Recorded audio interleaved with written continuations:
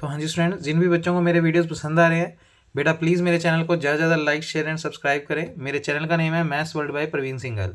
तो बेटा हमारा होमोमॉर्फिज्म वाला चैप्टर चल रहा था, उसी की कुछ इंपॉर्टेंट थ्योरम्स और हैं जो पेपर में आती हैं, तो उन्हें कंटिन्यू कर रहे हैं।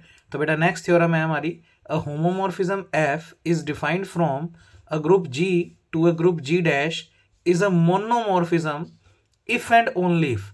ये किसका सिंबल है? If and only if. कुछ बुक्स इसको इस तरीके से भी डिनोट करती है।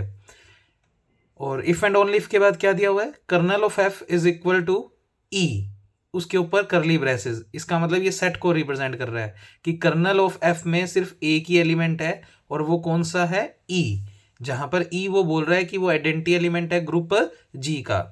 तो बेटा समझते हैं इस थ्योरम में क्या क्या कह रहा है। तो बेटा हमें जी भी एक ग्रुप दे रखा है और जी डैश भी एक ग्रुप दे रखा है। एफ कोई फंक्शन है जो जी से जी डैश में डिफाइन किया गया है, और इस तरीके से डिफाइन किया गया है कि वो एफ जो है वो होमोमॉर्फिज्म की प्रॉपर्टी रखता है। ये तो बात पूरी थ्योरम के लिए गिवन है, इतना इतना। फिर पहले पार्ट में एफ को आपको लेकर चलना है मोनोमॉर्फिज्म, और प्रूव करना है कि कर्नल एफ में सिर्फ एक ही एलिमेंट है, और वो भी कौन सा? आइडेंटिटी।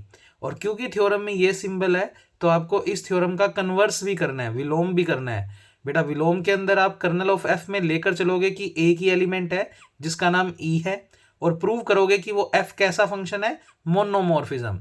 तो बेटा पूरी थ्योरम के लिए दो बातें तो गिवन है कि जी और जी डैश ग्रुप है, और एफ जी से जी डैश में होमोमॉर्फिज्म है। इतनी बात तो पूरी थ्योरम के लिए गिवन है। फिर पहले पार्ट में आप एफ को लेकर चलोगे मोनोमॉर्फिज्म, और प्रूव करोगे कि कर्नल एफ में सिर्फ एक ही एलिमेंट है जो कि आइडेंटिटी एलिमेंट है। जबकि कन्वर्स में आप कर्नल एफ में लेकर चलोगे सिर्फ एक ही एलिमेंट है जो कि आइडेंटिटी है, और प्रूव करोगे कि एफ फंक्शन कौन सा फंक्शन है? मोनोमॉर्फिज्म। तो उम्मीद करता हूँ आपको स्टेटमेंट तो समझ में आ गया होगा। अब सबसे पहले लिखने का तरीका। तो बेटा गिवन हमें गिवन है G and G dash are two groups. तो लैंग्वेज आप अपनी भी बना सकते हो, नहीं तो मैंने बहुत ही सिंपल लैंग्वेज में आपको सारी थ्योरम्स करवाई हैं। तो बेटा ये आपको दो ग्रुप्स दे रखे हैं, फिर आपको एफ एक फंक्शन दिया हुआ है। F is a function define from G to G dash, G से जी डैश में डिफाइन है, सच दैट आपको गिवन है कि एफ जो है वो होमोमॉर्फिज्म की प्रॉपर्टी रखता है। तो आपको एफ को होमोमॉर्फिज्म प्रूव नहीं करना, वो तो दिया हुआ है। F is a homomorphism. और बेटा अगर होमोमॉर्फिज्म दे रखा है तो वो होमोमॉर्फिज्म की प्रॉपर्टी रखेगा। बहुत दिन हो गए हमें होमोमॉर्फिज्म की प्रॉपर्टी को पढ़ते हुए। एफ ए बी को आप लिख सकते हो एफ ए एफ बी। कोई ऑपरेशन नहीं दिया होता, मैंने कोई ऑपरेशन नहीं लगाया, एक किस्म से मल्टीप्लाई है। That is equation number 1। ये हमें बात गिवन है। इतनी बात तो पूरी थ्योरम के लिए गिवन है। अब पहले केस में एफ हमें मोनोमॉर्फिज्म भी लेकर चलना है। तो पहला केस हम लेकर चल रहे हैं जब एफ हमें मोनोमॉर्फिज्म दिया हुआ है। तो मान लिया एफ हमें पहले केस में दे रखा है इज अ मोनोमॉर्फिज्म। अब बेटा तुम लोगों को मैंने डेफिनेशन लिखवाई थी। मोनोमॉर्फिज्म का मतलब है फंक्शन दो प्रॉपर्टी रखता है। एफ फंक्शन वन वन भी है, क्योंकि पहले केस में मोनोमॉर्फिज्म दिया हुआ है तो वो वन वन भी है, प्लस एफ होमोमॉर्फिज्म है। होमोमॉर्फिज्म तो अलग से भी दे रखा था, तो इसकी तो जरूरत हमें पड़ेगी नहीं फिलहाल, क्योंकि ये तो अलग से भी गिवन था। फिलहाल वैसे बता दिया कि मोनोमॉर्फिज्म में दो डेफिनेशन होती है, फंक्शन वन वन होता है और फंक्शन होमोमॉर्फिज्म होता है। बेटा वन वन का मतलब होता है कि एक एलिमेंट की एक इमेज, एक एलिमेंट की एक इमेज। देखते हैं इस बात का यूज मैं अपनी थ्योरम में कैसे करूंगा। अच्छा, प्रूव करना है कर्नल एफ में सिर्फ एक ही एलिमेंट है जो कि आइडेंटिटी एलिमेंट है। तो ये सेट को रिप्रेजेंट कर रहा है कि कर्नल में एक ही एलिमेंट है, वो भी ई नाम से, और वो ई है क्या? आइडेंटिटी एलिमेंट है ग्रुप जी का। तो बेटा टू प्रूव हमें सिद्ध करना है कर्नल एफ के पास सिर्फ और सिर्फ एक ही एलिमेंट है, वो की आइडेंटिटी। बेटा ये वीडियो अगर लगा रहे हो तो उससे पहले आपको कर्नल का डेफिनेशन पता होना चाहिए। होमोमॉर्फिज्म, मोनोमॉर्फिज्म, ये डेफिनेशन सब पढ़ा रखी हैं पहले की वीडियोस में इस चैप्टर के, तो वो पहले पढ़ कर आओ, उसके बाद ही ये वीडियो लगाना, अदरवाइज कुछ समझ में नहीं आएगा। तो बेटा यहाँ पर हमें प्रूव करना है कि कर्नल एफ में सिर्फ और सिर्फ एक ही एलिमेंट है जो कि आइडेंटिटी एलिमेंट है। ये तो दिया ही हुआ आइडेंटिटी है, पर हमें प्रूव करना है कि उसमें आइडेंटिटी के अलावा कोई और नहीं है। तो बेटा अगर ये बात सिद्ध करनी है कि इसमें सिर्फ और सिर्फ आइडेंटिटी एलिमेंट है, उसके अलावा कोई नहीं है, तो बेटा आप एक एलिमेंट और लाकर खड़ा कर दो। आप कह दो हमारे हिसाब से इस कर्नल एफ में ई के अलावा भी कोई और एलिमेंट है। तो इसका मतलब जो चीज़ आपको प्रूव करनी है उसका आपने उल्टा कर दिया। उसने तो कहा कि सिर्फ ई ही एलिमेंट है और कोई एलिमेंट उसमें है ही नहीं। आप कह दो नहीं हमारे हिसाब से इसमें एक एलिमेंट और है जो ई के अलावा है, तो बेटा अगर आप कोई गलत चीज़ इसमें और बिठा दोगे तो लास्ट में रिजल्ट कुछ गलत आएंगे या ऐसे आएंगे जो हमें डाइजेस्ट नहीं होंगे। तो देखते हैं। तो मैंने इसमें यही एलिमेंट है ये प्रूव करने के लिए अपनी तरफ से बोल दिया कि इसमें एक एलिमेंट और है जो इस ई के अलावा है। तो लाइन लिखेंगे हम, लेट इफ पॉसिबल, यदि संभव हो तो जब किसी चीज़ में ये प्रूव करना होता है कि उसके पास एक ही एलिमेंट है तो आप उसमें दो बिठा दो, इसके अलावा एक एलिमेंट और बिठा दो। तो let if possible a is another element, a हमने कोई और एलिमेंट मान लिया अदर देन ई के अलावा, other than E in kernel of F. इस कर्नल एफ सेट में मैंने एक एलिमेंट एक और मान लिया जिसका नाम ए रख दिया और बोल दिया कि वो ई के अलावा है। तो बेटा ए को कुल मिलाकर मैं कर्नल एफ में लेकर चलाऊं, ए को मैं मान कर चलाऊं कि वो एलिमेंट कर्नल एफ में है। अब बारी बारी इतना बड़ा एलिमेंट लिखेंगे, आपको बताया था कर्नल एफ को आप ऐसे भी लिख सकते हैं या सिर्फ के से लिख सकते हैं, तो मैं सिर्फ के से लिख रहा हूँ। तो बेटा इसका मतलब ए को मैं लेकर चलाऊँ कर्नल में यानी के में बिलोंग कर रहा है।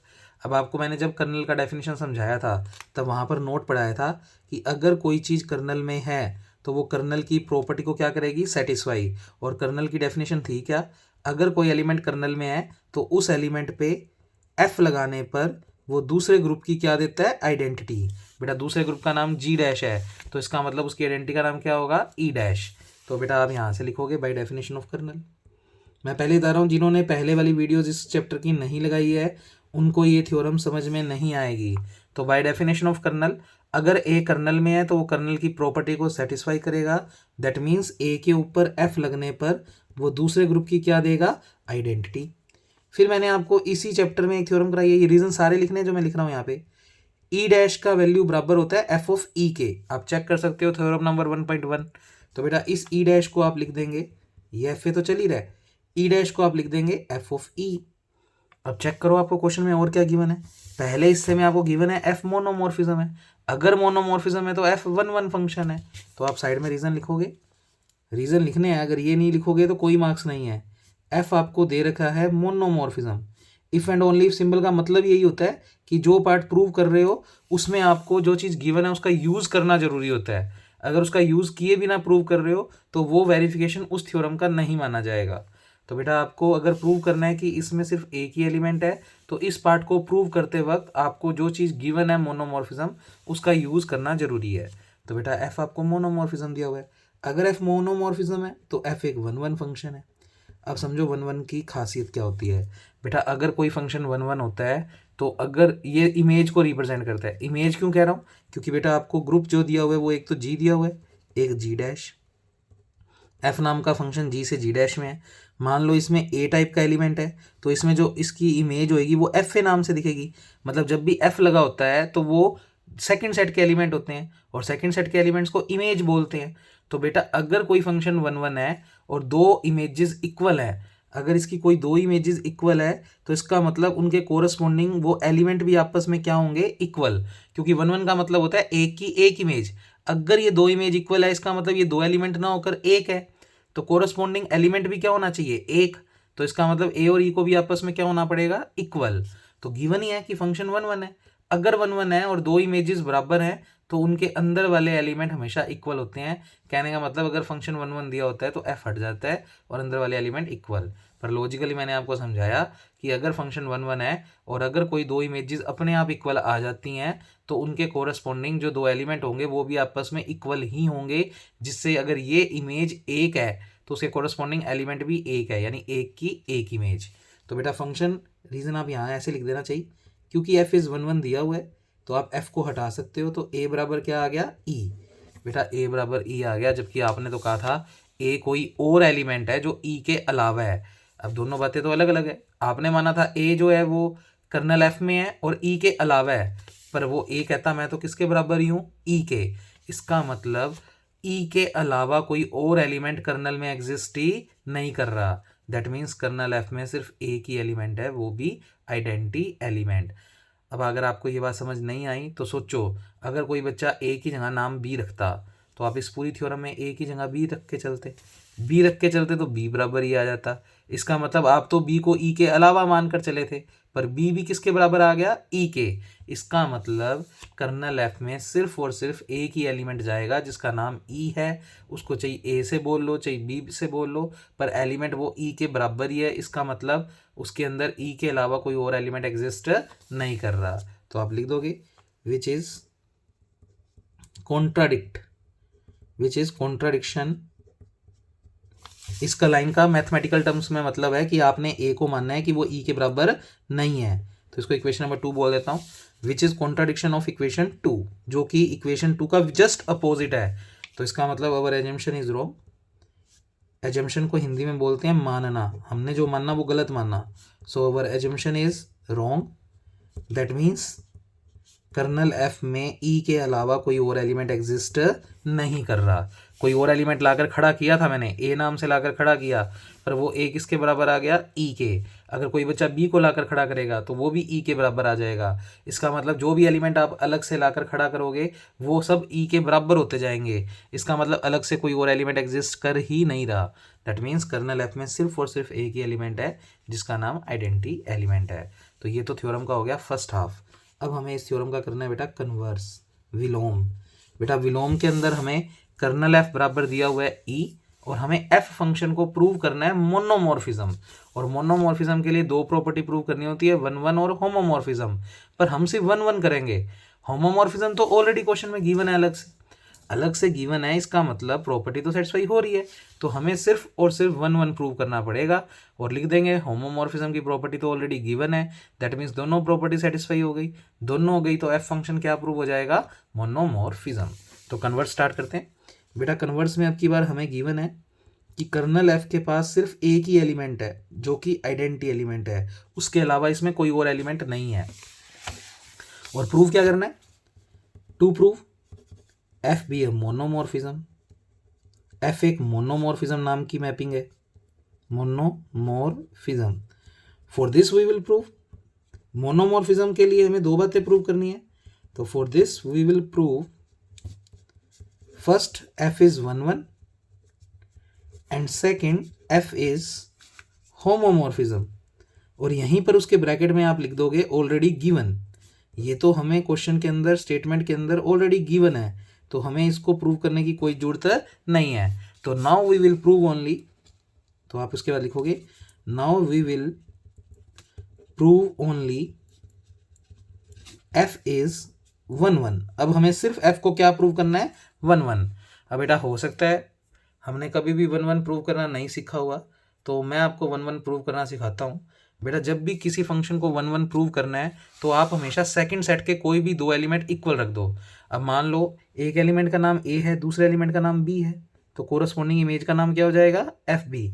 तो बेटा जब भी आपको क्वेश्चन में 1 1 प्रूव करना हो, आप हमेशा सेकंड सेट में एलिमेंट जैसे भी दिखते हैं, जी डैश में एलिमेंट एफ ए और एफ बी टाइप के दिखते हैं, तो बेटा आप किन्हीं भी दो एलिमेंट को इक्वल लेकर चलोगे। तो आप एफ ए बराबर क्या लेकर चलोगे, एफ बी। और आपको प्रूव करना है उनके कोरस्पॉन्डिंग जो एलिमेंट ए और बी हैं वो भी आपस में क्या हो जाए, इक्वल। सोचो अगर इक्वल आ गए तो इसका मतलब जब दो इमेज एक ही एलिमेंट थी तो उनके कोरस्पॉन्डिंग उनकी प्री इमेज भी एक ही बन गई, तो एक की एक इमेज, तो फंक्शन क्या प्रूव हो जाएगा, 1 1। तो वापस समझो बेटा, जब भी किसी भी फंक्शन को 1 1 प्रूव करना है तो सेकंड सेट में एलिमेंट जैसे भी दिखते हैं उनके किन्हीं दो एलिमेंट को इक्वल ले लो। तो आप एफ ए बराबर क्या लेकर चलोगे, एफ बी, और प्रूव करोगे उनके कोरस्पॉन्डिंग जो ए और बी एलिमेंट है वो भी आपस में क्या आ जाए, इक्वल। इसका मतलब अगर इमेज एक थी तो कोरस्पॉन्डिंग एलिमेंट भी एक है, यानी एक की एक इमेज, तो फंक्शन क्या प्रूव हो जाएगा, 1 1। अब सोचो अगर आपने दो इमेजेस इक्वल ली, एफ ए बराबर एफ बी, इसका मतलब वो एक ही एलिमेंट है। और अगर आपने जब प्रूफ किया और आपका ए और बी बराबर नहीं आया, तो इसका मतलब सिचुएशन कुछ ये थी कि ए और बी बराबर नहीं है और उनकी इमेजेस बराबर है जिसका नाम एफ ए बराबर एफ बी। तो बेटा दो की एक इमेज, तो ये तो मैनी वन फंक्शन हो गया। इसीलिए अगर ए बराबर बी आ गया तो इसका मतलब वो एलिमेंट भी एक ही हो जाएंगे, तो ये दो ना होकर इक्वल हो जाएंगे। तो अगर इमेज एक तो एलिमेंट भी एक, तो फंक्शन क्या प्रूव हो जाएगा, 1 1। तो करते हैं बेटा, एफ को 1 1 के लिए आपको लेकर चलना होता है सेकेंड सेट की दो इमेजेस को इक्वल। तो ये लाइन आपको याद रखनी होती है कि 1 1 के लिए लेकर क्या चलना होता है। तो आपने लिखा सबसे पहले वन वन प्रूव करना है तो आप लेकर चलेंगे लेट सेकंड सेट की दो इमेजेस को इक्वल। ये बात है ना, साइड में लिख लिया करो, बाद में समझ नहीं आता कि वन वन प्रूव करना है तो एफ ए बराबर एफ बी कहाँ से आ गया। बेटा एफ ए और एफ बी इमेजेस हैं जी डैश की, और वन वन का कंसेप्ट है कि आप सेकंड सेट की दो इमेजेस को इक्वल लेकर चलो, और प्रूव क्या करना है आपको, ये अंदर वाले एलिमेंट भी इक्वल हो जाएं, यानी ए बराबर लेकर आना है बी। अगर लेकर आ पाए तो फंक्शन वन वन प्रूव हो जाएगा। तो जो चीज़ गिवन है, जो चीज़ लेकर चले हैं उसको बुला लो। हम मानकर चले हैं कि सेकंड सेट की ये दो इमेजेस इक्वल हैं, नाम बी और सी भी रख सकते थे, तो बी बराबर सी प्रूव करना है। तो बेटा एफ ए बराबर एफ बी। अब मुझे ना एफ बी पसंद नहीं है, तो बेटा अगर एफ बी पसंद नहीं है तो ग्रुप थ्योरी के कंसेप्ट अगर यूज़ करें तो इसको ख़त्म करने के लिए एफ बी के इन्वर्स से दोनों तरफ मल्टीप्लाई कर दो। और आपको बताया हुआ है ग्रुप थ्योरी में मल्टीप्लाई ए की तरफ करते हैं, चाहे तो राइट साइड में कर दो चाहे लेफ्ट साइड में। तो एफ बी इन्वर्स मैंने इधर अगर राइट साइड में लिखा है तो इधर भी मैं राइट साइड में लिखूंगा। तो एफ बी चल ही रहा है और मैंने उसको मल्टीप्लाई कर दिया एफ बी के इन्वर्स से। तो बेटा इस स्टेप में मैंने किया क्या है, दोनों तरफ एफ बी इन्वर्स से क्या कर दिया, मल्टीप्लाई। अब बेटा एफ लगे हुए हैं तो इसका मतलब ये जी के एलिमेंट है, जी डैश के, जी डैश में एलिमेंट एफ वाले होते हैं। एलिमेंट इनटू उसका इन्वर्स, क्योंकि जी डैश ग्रुप है तो वो इन्वर्स प्रॉपर्टी को सेटिस्फाई करेगा। तो एलिमेंट इनटू उसका inverse is equal to identity, और जी डैश की आइडेंटिटी होती है ई डैश। तो बेटा इसके अंदर अगर आप इन्वर्स लो लगा दोगे, इन्वर्स लो, और किस ग्रुप का, जी डैश ग्रुप का, क्योंकि जी डैश ग्रुप दे रखा है, तो बेटा एलिमेंट इनटू उसका inverse is equal to identity उस ग्रुप की, और जी डैश की आइडेंटिटी ई नहीं होती, क्या होती है, ई डैश। अच्छा फिर मैंने आपको एक थ्योरम करवाई थी, याद करो, एफ ए का होल इन्वर्स, तो इन्वर्स अंदर आ जाता है, कहाँ पर आ जाता है, एफ ए इन्वर्स। तो यहाँ मैं वो प्रॉपर्टी लगा रहा हूँ तो इन्वर्स अंदर आ जाएगा, तो ये बनेगा एफ ए, और ये इन्वर्स अंदर आ जाएगा एफ बी इन्वर्स। ए के लिए होती है तो बी के लिए, सी के लिए, जितने भी ग्रुप में एलिमेंट होते हैं उन सब के लिए होती है। तो बेटा ये स्टेप बन गया। अच्छा क्वेश्चन में गिवन है ऑलरेडी एफ होमोमॉर्फिज्म है, एफ आपको क्वेश्चन में गिवन है, होमोमॉर्फिज्म, मोनोमॉर्फिज्म नहीं कह रहा, होमोमॉर्फिज्म। और एफ अगर होमोमॉर्फिज्म दे रखा है तो बेटा आप F A F B inverse, जैसे होमोमॉर्फिज्म की प्रॉपर्टी होती है F A F B is equal to F A B. तो बेटा एफ ए एफ बी को लिख सकते हैं एफ, और ये दोनों एलिमेंट मल्टीप्लाई हो जाते हैं, तो इसमें भी एफ को एक बार लिखोगे और ये दोनों एलिमेंट मल्टीप्लाई हो जाएंगे, तो आप लिखोगे F A B inverse equal to क्या चल रहा है, ई डैश। अब इसको पढ़ना सीखो बेटा, किसी चीज पे एफ लगने पर वो दूसरे ग्रुप की क्या दे रहा है, आइडेंटिटी। तो ये कर्नल का डेफिनेशन है, बाय डेफिनेशन ऑफ कर्नल। आपको नोट में सब सिखाए हुए हैं जब मैंने कर्नल के बारे में बताया था। अगर किसी एलिमेंट पर एफ लगने पर वो दूसरे ग्रुप की आइडेंटिटी दे रहा है तो ये वाला एलिमेंट कर्नल में चला जाता है। तो बेटा ये ए बी इनवर्स अपने आप को किस में लेकर चला गया, कर्नल में, पर क्वेश्चन में तो गिवन है। अब वो बात का यूज कर रहे हैं, कर्नल एफ में तो सिर्फ एक ही एलिमेंट है जो कि ई है। तो बेटा इसका मतलब अगर ए बी इनवर्स के में है तो ए बी इनवर्स के में कोई और नहीं होगा, किसके बराबर होगा, ई के। तो आप अगर इस लाइन के बाद ये वाली प्रॉपर्टी यूज करोगे तो ए बी इनवर्स जो कि के में है, पर के में तो सिर्फ ई है, तो ए बी इनवर्स एक्चुअल में किसके बराबर होगा, ई के। ये कोई अलग से एलिमेंट नहीं होगा कर्नल में, क्योंकि कर्नल में तो एक ही एलिमेंट है ई, और ये भी अपने आप कर्नल में चला गया। तो बेटा इसका मतलब ये कोई अलग से नहीं होगा, इसको किसके बराबर होना पड़ेगा, ई के, क्योंकि कर्नल में तो एक ही एलिमेंट है जिसका नाम ई है। अब जैसे तुम्हारे दो दो नाम होते हैं, किसी का नाम यहाँ पर कुछ पंकज है तो घर पे पीकू पीकू बोलते होंगे उसको, तो वैसे ही इसके अंदर ये चला तो गया, पर कर्नल के पास तो सिर्फ एक ही एलिमेंट है जिसका नाम ई है। इसका मतलब ये दोनों अलग अलग नहीं है, ये दोनों इक्वल हैं, तो ए बी इनवर्स किसके बराबर होगा, ई के। अब बेटा मेरे को बी इनवर्स पसंद नहीं है, बी इनवर्स पसंद नहीं है तो आप दोनों तरफ बी का मल्टीप्लाई कर दो।